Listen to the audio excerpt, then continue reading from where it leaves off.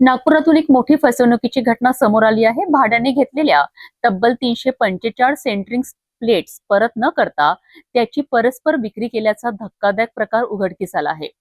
विशेष म्हणजे आरोपी अनेक दिवस नाव बदलून पोलिसांना चकवा देत होता। मात्र यशोधरानगर पोलिसांनी आरोपीचा शोध घेऊन त्याला अटक केली असून संपूर्ण मालही जप्त करण्यात आला आहे। नागपूर शहरातील यशोधरानगर पोलीस ठाण्याच्या हद्दीत सेंटरिंग प्लेट्सच्या फसवणुकीचा मोठा गुन्हा उघड झाला आहे।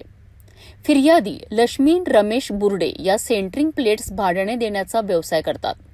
आरोपी शकीब आरिफ अगवानी याने यांच्याकडून 345 सेंटरिंग प्लेट्स भाड्याने घेतल्यात।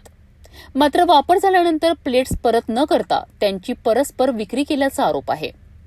फिर्यादीने याबाबत यशोधरानगर पोलीस ठाण्यात तक्रार दाखल केली। त्यानुसार भारतीय न्याय संहिता अंतर्गत गुन्हा नोंदविण्यात आला आहे। तपासादरम्यान आरोपी फरार असल्याचे समोर आलेत। एवढेच नव्हे तर तो नाव बदलून फिरत असल्याची माहिती पोलिसांना मिळाली। यशोधरानगर पोलिसांनी तांत्रिक तपास आणि शोध मोहीम राबवत आरोपीला अटक केली आहे।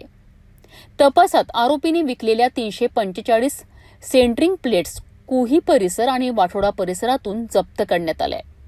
सहाय्यक पोलीस निरीक्षक गजानन तेलरांदे यांच्या मार्गदर्शनाखाली पोलीस अंमलदार लक्ष्मण पलवर आणि राहुल बोंद्रे यांनी या कारवाईत महत्वाची भूमिका बजावली आहे। सध्या आरोपी MCR असून या प्रकरणाचा पुढील तपास सुरू आहे। आम्ही सहाय्यक पोलीस निरीक्षक गजानन तेलरांदे, पोलीस ठाणे यशोधरानगर, नागपूर शहर, अपराध क्रमांक 250/26 कलम 316, 318, 3/5 BNS मध्ये फिर्यादी नाव सौ लक्ष्मी रमेश बुर्डे, वय 35 वर्ष, राहणार गल्ली नंबर 4, विनोबा नगर, नागपूर, यांच्याकडे सेंटरिंग प्लेटा ह्या किरायाने देत असतात, असा त्यांचा व्यवसाय आहे। तर यांच्याकडून आरोपी शकीब आरिफ अगबानी, वय 29 वर्ष, राहणार बेलेनगर, पोलीस ठाणे कळमना, यांनी